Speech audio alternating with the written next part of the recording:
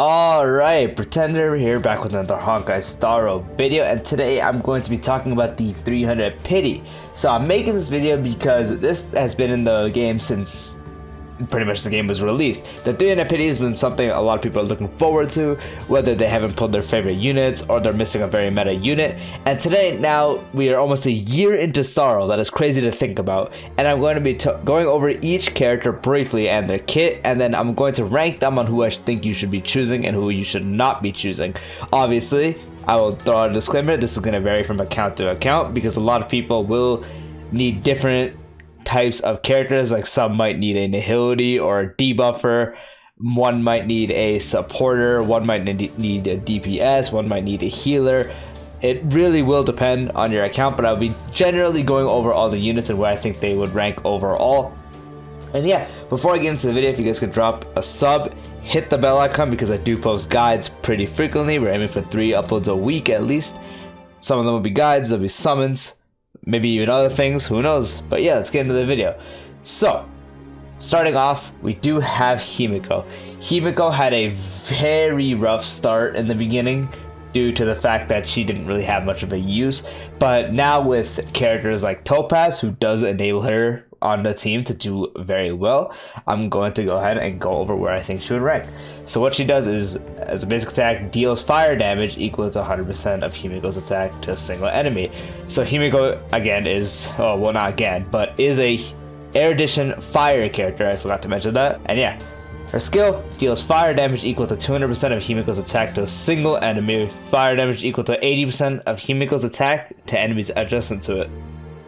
Her AoE deals fire damage equal to 230% of Himeko's attack to all enemies. Himeko regenerates 5 energy for each enemy defeated. So if you do kill someone with the ult, you do get 5 energy back, which is very small, but it's something. Definitely good to have. Maybe sometimes you'll be able to get it back in a turn. Who knows? Something can happen. Talent. Victory Rush. This is where her whole follow-up thing goes into play. When an enemy is inflicted with Weakness Break, which now the meta currently is Weakness Break due to the fact of Ruan Mei, so this can also work out really well. Himeko gains 1 point of charge, max 3 points. If Himeko is fully charged when an ally performs an attack, Himeko immediately performs 1 follow-up attack and deals fire damage equal to 140% of her attack to all enemies, consuming all charge points, and at the start of the battle, Himeko gets 1 point of charge. So this talent is pretty much where our whole kit is centered around. She is a follow-up character. As I mentioned in previous videos, Air Edition is relatively follow-up focused, and Himeko is no different. In the beginning of the game, this was pretty hard to have a use for because it's just every other character. You can get so much damage off other characters rather than trying to get this charge up every time. But again, now with characters like Ruan Mei and characters with follow-up attack increase and help like Topaz, it's a lot more powerful than it used to be. So technique, incomplete combustion. After using technique, creates a dimension that lasts for 15 seconds after unchecked battle with enemies in the dimension. There's a 100% base chance to increase fire damage taken by all enemies to 10% for 2 turns. And since she does inflict fire damage, this is obviously going to apply to practically everything she does. Only one dimension created by allies can exist at the same time. Her abilities, when current HP is 80% or higher, crit rate increases by 50%. This is very good. You want to keep her high HP so you have the free 50% crit rate. Magma, skill deals 20% more damage to enemies currently afflicted with burn. So if you burn them, she will do more damage. So for a skill, and you're going to be using the skill quite often, so this is pretty solid to have around. Starfire, after using an attack, there's a 50% base chance to inflict burn on enemies for 2 turns. When afflicted with burn, enemies take fire dot damage, or fire dot equal to 30% of Himeko's attack at the start of turn. So as this will pair just as well with this because now you're using an attack and there's 50% to inflict burn, so these go very hand in hand together. And yeah, so Himeko, as I mentioned already, in the beginning of the game, she was very underpowered compared to what some of the other starter characters could do. You had Gepard providing a very important shield, Bronya giving you a turn, Welt not letting you attack, Bailu was the best healer at the time, Yanqing was doing very good damage at his time. And so if this was the beginning of the game, I'd put it down here. But now with Topaz and stuff with Ruan Mei, I'm going to go ahead and put Himeko in at least B tier. I think she can be a very solid choice, but definitely not better than some of the other characters on this list. Alright, Moving on to Welt, who I just made a full build guide on. Definitely very strong, but again, I'll briefly go over his kit. So what Welt does is he is an imaginary nihility character that deals damage equal to 100% of Welt's attack to a single enemy. For his basic attack, his skill, Edge of the Void, deals imaginary damage equal to 72% of Welt's attack to a single enemy, and further deals damage 2 extra times, with each time dealing imaginary damage equal to 72% of Welt's attack to a random enemy. On hit, there's a 75% base chance to reduce the enemy's speed by 10% for 2 turns, and Welt is notoriously known for the fact that he can literally just not let the enemy play the game, which is so cool because he just continues to just lower the speed. So pairing him with another really good DPS that might be on the slower side like Yanqing, he starts to really shine, especially with the damage he can output. And his ultimate deals imaginary damage equal to 150% of Welt's attack to all enemies, with 100% base chance for enemies hit by this ability to be imprisoned for 1 turn. So you also get imprisonment, which is very powerful in this game. Imprisoned enemies will have their actions delayed by 40% and speed reduced by 10%, so a bunch more delays right there. Talent, when hitting an enemy that is already slowed, Welt deals additional imaginary damage equal to 60% of his attack to the enemy. So if they are slowed, which again both of these slow the enemy, you will get even more damage from the talent. Technique, after using Welt's technique, creates a dimension that lasts for 15 seconds. Enemies in this dimension have their movement speed reduced by 50%. After entering the battle with enemies in this dimension, there is a 100% chance to imprison the enemies for 1 turn. So if you pop it, they're imprisoned for a whole turn. You get a free turn just like that. Imprisoned enemies have their actions delayed by 20% and speed reduced by 10%, and only 1 can be created by allies and exist at the same time. So very powerful. You pretty much just get a free turn, and you get reduction here because imprisoned. So very nice. First bonus ability deals 20% more damage to enemies afflicted with weakness break. Again, Ruan Mei is out right now, so pairing him with Ruan Mei will make this go crazy. Judgment, using ultimate additionally regenerates 10 energy, which is very basic, but it's very helpful in the long run because you pop all and that's 10 less energy you gotta worry about always. Retribution, when using ultimate, there's a 100% base chance to increase the damage received by targets by 12% for 2 turns, so you apply vulnerability on them, so your team will do more damage against them, so this is very good. So well, overall, still to this day, very good character, but definitely not all the way up to S tier, but I'm gonna go ahead and put him in A tier. Reason I'm putting him in A tier is because I do definitely think he has a lot more variety and is overall a lot more useful than most of the characters on this that are going to be on this list, due to the fact he does really good damage, and he's also a debuffer, can be a sub DPS, and if you're crazy you could somehow make him a main DPS, I'm sure of it, considering how hard his skill can hit. And yeah, Welt is super versatile. Bronya, to this day, being a Wind Harmony character, is still not replaced. She is still a staple on many teams. She is still, to this day, just like at the beginning of the game, super broken. Considered to be the best character in the game when the game came out, just due to what she does, and is still top tier to this day. So going over to what she does, she deals wind damage equal to 100% of Bronya's attack to a single enemy, and her skill is where she gets insane. So she dispels a debuff from a single ally. You get free debuff dispel right there, and allows them to immediately take action, so you get a free turn. So in the past you'd pop this on Zele, and Zele literally would not stop attacking. It was insane, and increases the damage by 66% for 1 turn. When the skill is used on Bronya herself, she cannot immediately take action again, so you can't use it on herself, but you can use it she can't use it on herself, but she can use it on anyone else. Her ultimate, super good support to this day, increases the attack of all allies by 55% and increases their crit damage equal to 16% of Bronya's crit damage plus 20% for 2 turns. This part is so great because you don't need to build her in any way besides just crit damage and speed. It's insane. Her talent, after using a basic attack, Bronya's next action will be advanced forward by 30%. This one's alright. It's like if you're not gonna use a skill for a turn, it's nice because then you get her up faster to use. And her technique, after using Bronya's technique at the start of the next battle, all allies attack increases by 15% for 2 turns. Bonus ability, when Bronya is on the field, all allies deal 10% more damage. Already really good, you're just getting free damage just like that. At the start of the battle, all allies defense increased by 20% for 2 turns, so you are more tanky for 2 turns at the start of the battle, so obviously really good. And this is where you just don't need to worry about her ever getting any form of crit rate to do any bitter damage, and she can also sometimes hit decently hard on her basic attack. Crit rate increases for the basic attack to 100%, so you just get 100% crit rate for free if you have this. You don't ever need to worry, so you practically just build her a bunch of crit damage and speed. You have her going early, and the more crit damage you have, the more the ultimate's gonna support. And yeah, so as I mentioned, Bronya to this day, extremely powerful character. And if you do not have her, and you're about to get to your 300, it's a no-brainer. You're gonna pick Bronya. If you don't pick Bronya with your 300 and you don't already have her, I don't know what you're doing. I really do not understand what you're doing. You're doing such a misservice not picking her. So Gepard has been in a very awkward spot.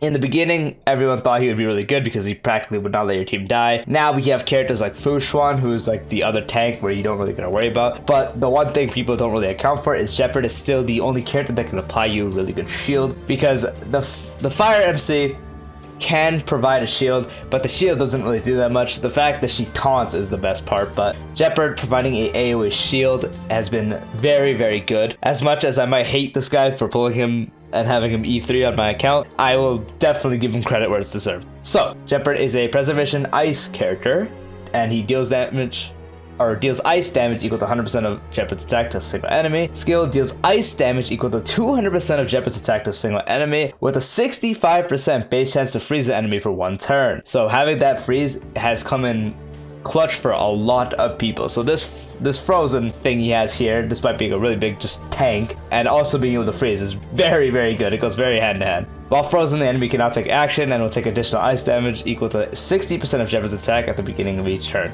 And then the ultimate, this is where Gepard really shines. So he provides a shield to all allies, absorbing damage equal to 45% of Gepard's defense plus 600 for 3 turns.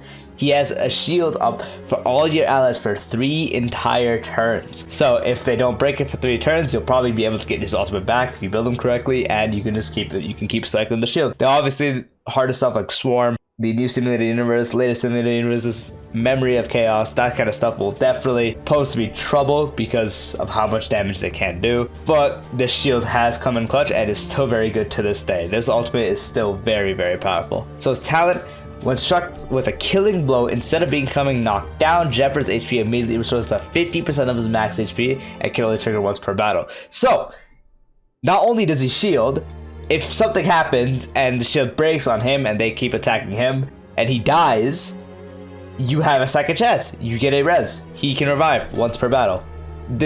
Reviving in this game is so clutch. This is really, really powerful too. His technique, after Gepard uses his technique, when the next battle begins, a shield will be applied to all allies, absorbing 24% damage equal to, absorbing damage equal to 24% of Gepard's defense plus 150 for 2 turns. Bonus ability, Gepard's attack increases by 35% of his current defense. This is why you build him with defense. This effect will refresh at the start of each turn. When Unyielding Will is triggered, Gepard's energy will be restored to 100%, and Unyielding Will is the talent. So if he dies, not only does he revive, he gets a ult. So he dies and you can ult if you don't already have it. And this is very good. It's not a pure taunt, but he has a higher chance to be attacked by enemies. And considering he's a tank and he has a revive and he has a safety net with this revive and provides a bunch of shield, and obviously when you get hit, you get some energy. So you're going to be wanting him to be the one to get hit. So Gepard, again, to this day has been in a very awkward spot. A lot of people don't think it's that crazy because of characters like March 7th who can kind of do what he does, but you know, she's more of a single target shield rather than AoE shield. But I'm going to go ahead and put Gepard up to A tier. Not to say if you don't have like someone like these two here, how he can provide more value than either of these guys. But again, depending on your account, say if you don't have something like a March 7th built, or if you don't have Fushuan, Gepard isn't the worst choice, especially if you already have Bronya or something, because again, as I mentioned, he has a lot of good things with the shield. And with the freeze he can potentially do comes in clutch, and he also has a res. And so he can be very, very beneficial for you in hard content. And if you're, well, I'm not going to say if you're starting off because you're not going to be at 300 if you're starting off, but yeah, pretty much for hard content. So Clara has been in this interesting spot as well. She just kind of like, a lot of people don't really talk about her anymore, and I still think she's very powerful. But again, it's weird. She's like, kind of just like fallen off the face of the planet. Not to say she's bad, but just no one really talks about her that much. Anyway, her basic attack deals physical damage equal to 100% of Clara's attack to a single enemy. I forgot to mention she is a physical and the destruction path. And her skill deals physical damage equal to 120% of Clara's attack to all enemies, and additionally deals physical damage equal to 120% of Clara's attack to enemies marked by Sevarog with a mark of counter. All marks of counter will be removed after the skill is used. And now her ultimate, this is where she gets very interesting. After Clara uses ultimate, damage dealt to her is reduced by an extra 25% and she greatly increases the chance of being attacked by enemies for 2 turns. In addition, Sevarog's counter is enhanced. When an ally is attacked, Sevarog immediately launches a counter and its damage multiplier against the enemy increases by 160%. Enemies adjacent to it will take 50% of the damage dealt to the target enemy. Enhanced counters can take effect 2 times. So once you pop her ult, you have 2 charges, and every time anyone on the team gets hit, you'll have an enhanced counter from Sevarog, and yeah. So with talent, under the protection of Sevarog, damage taken by Clara when hit by enemy attacks is reduced by 10%. Sevarog will mark enemies who attack Clara with his mark of counter and retaliate with a counter, dealing physical damage equal to 160% of Clara's attack. So if she is attacked, you will always counter because of this stuff and you will mark them with a counter, and that would make this skill do more damage. And again, once you use this, it will be removed, so be wary of that. Her technique immediately attacks the enemy. Upon entering battle, the chance Clara will be attacked by enemies increased for 2 turns. Again, you want her to be attacked because of this talent right here. So if you don't have the ult up where she will counter regardless of who the enemy attacks, this one will proc only when she is attacked. Bonus ability increases Sevarog's counter damage by 30%. Second one, the chance to resist crowd control debuffs increases by 35%. And third one, when attacked, this character has a 35% fixed chance to remove a debuff placed on them. So these two together will help along with debuffs, because there are times where she's stunned, it's going to be very awkward. But yeah, so again, as I mentioned, Clara is just like in the spot where not many people talk about her. But I definitely don't think she'd be in a place such as up here. Okay, well, I'm actually going to put her in A because she can dish out a lot of damage compared to, again, these 3 right here. I don't think she would take priority, but if you don't have her and you're looking for a physical destruction character to help you out with some tanking or that kind of stuff, is definitely, you can definitely consider it. All right, so Yanqing. Yanqing sadly has actually fallen off like quite hard, due to the fact of like just new ice characters or some like pretty much Jinglu. Jinglu kind of just ended this guy's career. It's sad because in the beginning we all thought he was really good. Everyone who had him would do a bunch of damage. They had a lot of fun with him, and to this day he's still really fun. Not to say you can't use him, but let's just go over his kit. So he's the hunt character that is ice. Deals ice damage equal to 100% of Yanqing's attack to a single enemy.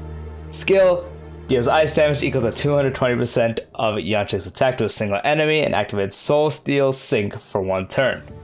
Ultimate increases Yanqing's crit rate by 60%. So the whole thing he had is increasing his crit rate by a ton, and it's very, very helpful for builds. Obviously, because crit rate can be a pain to get.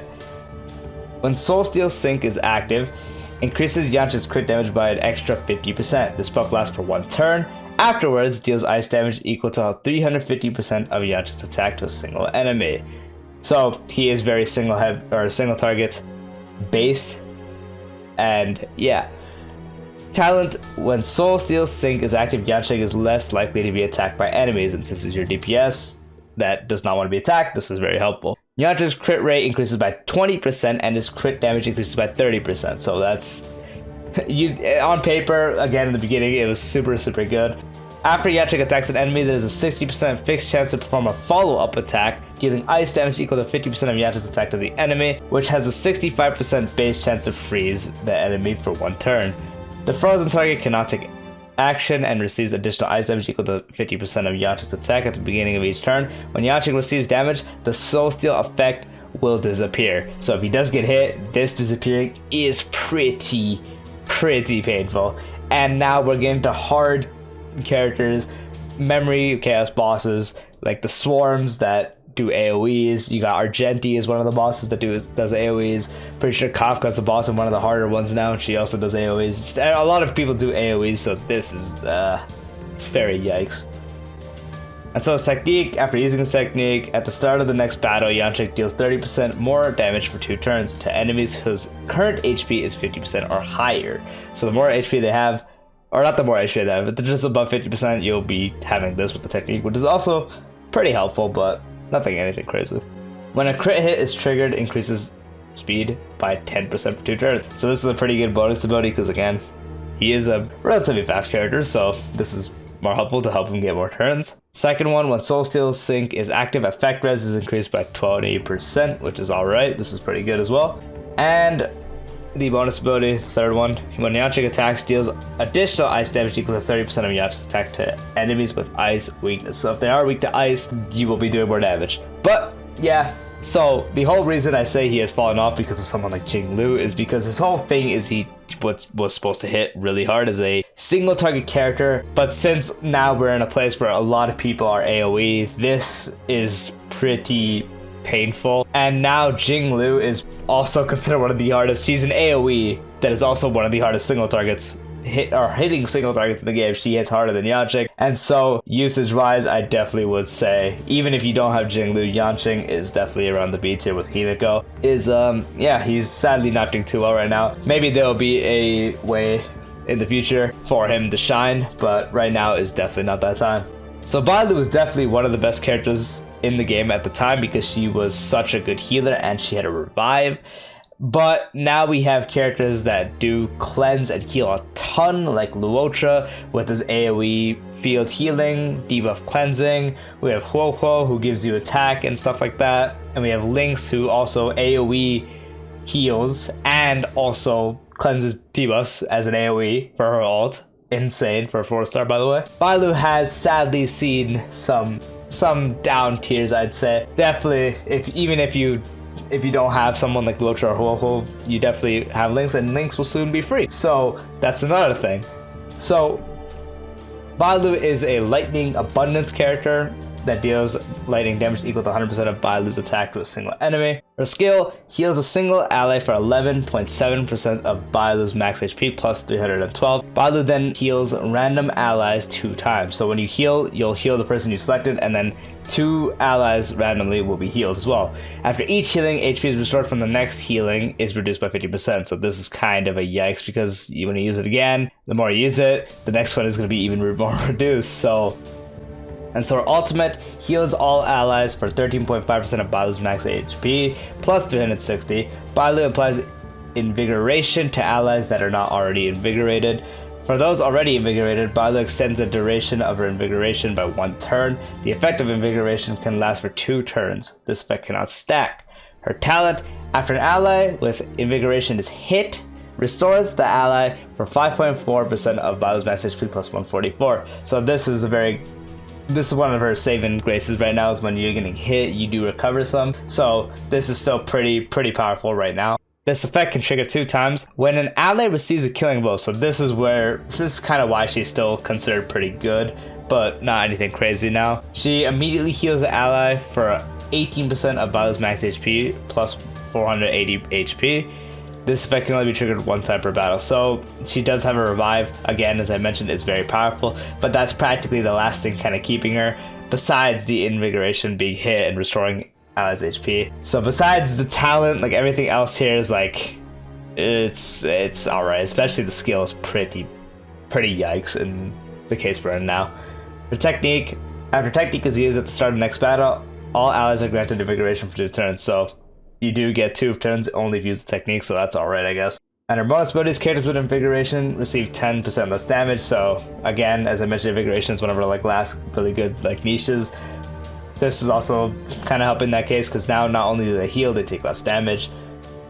Her second bonus ability, invigoration, can trigger 1 more time. And her third one, when Bailu heals a target above their normal max HP, the target max HP increases by 10% for 2 turns. So if you overheal someone, they will gain 10% max HP, which is alright for 2 turns, but it's not anything crazy. So again, Bailu now with characters like Luotra, Huo, Lynx, and all that, I would also put her in the B tier with these 3. So this is what I'm pretty solid with this. I do think I have reasonable reasonings for why I put this here. Bronya again is not replaced. She is the only character that gives you 100% action forward, gives you a bunch of attack increases, and so Welt being an A tier, he is Again, a godly debuffer. He has a ton of slows, imprisonments, very versatile, can use him on many teams. Gepard is still practically the only AoE shielder in the game, still very helpful with his freeze, and he has good self-sustainability with his revives. Clara dishes out a ton of AoE damage, being able to counter and reduce take damage